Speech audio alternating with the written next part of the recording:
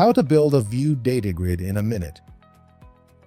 Start with a basic Vue 3 application already created and opened in a Visual Studio Code window.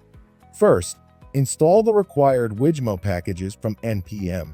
To do so, run the command npm install at meshius/wijmo.vue2.all.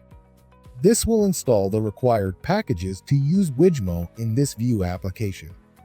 Once the installation is complete, import the files to implement the Datagrid.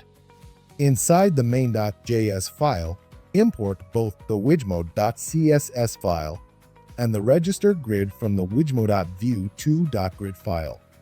Then, pass our app to register grid as an argument. Next, inside the app.vue file, import the Wijmo file and the reference. This will allow us to properly initialize the Datagrid control. Now, create the grid and add some data to it. First, create a new variable called data and set that equal to the getData method, which we'll add next. This will generate data to be displayed in the Datagrid.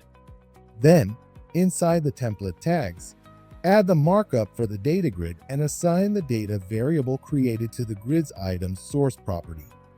Now, run the application using the npm run dev command.